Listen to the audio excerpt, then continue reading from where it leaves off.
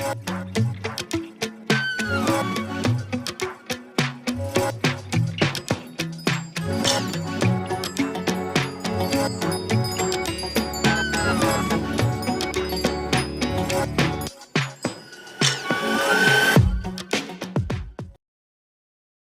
हमारे यहाँ तो ये पूरी दुनिया का यही सिलसिला है। बल्कि मज़े की बात तो ये है कि ख़ासतौर पर हमारे पठान भाई जब भी आते हैं ना मेडिसिन लेने जी। उनके साथ एक दो लोग आते हैं, जैसे कोई गवाहान के तौर पे नहीं आते, जमानती के तौर पे।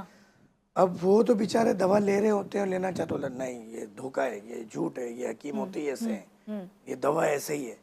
यानी आपने, अच्छा सोशल मीडिया पे भी हमारा ये एक बड़ा ख़तरनाक सीन है ना, कि आप सोशल मीडिया पे भी हमारे किसी भी सक्सेसफुल स्टोरी हम किसी पेशेंट की अगर डालते हैं, या कोई भी जिस तरह का प्रोग्राम है सोशल मीडिया पे, तो कोई 1000 में 1-2 लोग ऐसे होते हैं। मैं ये नहीं कहता कि अक्सरियत ऐसी है। अब वो बगैर चीज़ आजमाए, बगैर चीज़ों को देखे कुछ ना कुछ कमेंट पास कर देते हैं। ये धोखा है। ये वही बात हो गई जो आपने अभी हदीस सुनाई थी, जिसमें ये कि आप बगैर जाने बगैर समझे जो है उस हवाले से भी ये भी गुनाह ही है। किसी के झूठा होने के लिए इतना ही काफ़ी है। मेरे नबी करीम नबी अज़ीम सल्लल्लाहु अलैहि वसल्लम ने फरमाया, किसी के झूठा होने के लिए इतना ही काफ़ी है कि किसी सुनी सुनाई बात को बिना तहकीक के आगे बयान कर। सही, क्योंकि आपको नहीं पता होता आप जो बात करें, पता नहीं दूसरे पे क्या जाके उसका असर पड़े, क्या असर अंदाज हो। नेगेटिव वे में भी हो सकता है और पॉजिटिव वे में भी, लेकिन आपको बात करने से पहले देखना चाहिए कि आप किससे बात कर रहे हो। 5 उंगलियां बराबर नहीं है। जिस तरह तमाम, चाहे वो एलोपैथिक तरीका इलाज है, होम्योपैथिक है, हर्बल है, हिजामा है और दीगर तरीका इलाज है। आपका तरीका इलाज क्या है? आपने इस मेडिसिन का कहा कि आपके पास जब पेशेंट आते हैं तो सबसे पहले आप क्या चीज़ है जो फोकस करते हैं कि अगर आपको पता चले कि भाई ये आके मैं आपसे कहूँ कि भाई मैं शुगर की पेशेंट हूँ और मेरे साथ ये मसले आ रहे हैं। जो भी मरीज आते हैं, पहले तो तरतीब ये होती है कि उनकी पूरी स्कैनिंग होती है। उसमें 30 to 50 क्वेश्चंस होते हैं जो हमारे असिस्टेंट हैं जी वो पूछते हैं सारी चीज़ें करके, ताकि टाइम बच सके। सही कि जब मेरे चैम्बर में पेशेंट आए तो बस 2 टोक बात हो और उसके बाद एक नब्ज आपकी मेडिकल हिस्ट्री ले ली जाती है। मेडिकल पूरी हिस्ट्री ले ली जाती है, जिसमें हम शुगर भी करंटली चेक कर लेते हैं, बीपी भी चेक कर लेते हैं, हाइट वेट भी, और भी जो ज़रूरी टेस्ट होते हैं वो हम कर लेते हैं। और इसके कोई एक्स्ट्रा चार्जेस नहीं होते।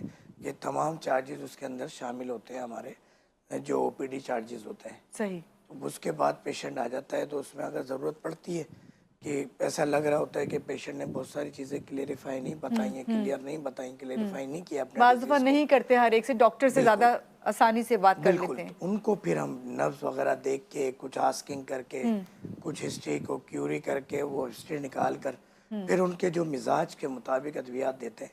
तो अल्हम्दुलिल्लाह हम फिर वो आपको बात रिपीट करूँगा कि 2 दिन हमारी दवाएँ इस्तेमाल करें, अगर फ़ायदा ना हो तो दवा वापस पैसे वापस। सही। डॉक्टर फ़हीम, यहाँ पे मैं बात करूँगी, पेशेंट्स आपके पास आते हैं, मोस्टली आपने कहा कि ज़ाहिरी बात है जब कोई पेशेंट आता है तो उसके साथ उसकी फैमिली मेम्बर भी होते हैं, मगर बाज़ दफ़ा ऐसा भी होता है कि जो पेशेंट आते हैं वो खुद आते हैं और ख़ुद अपनी बीमारी का ज़्यादा बेहतर तरीके से बता सकते हैं।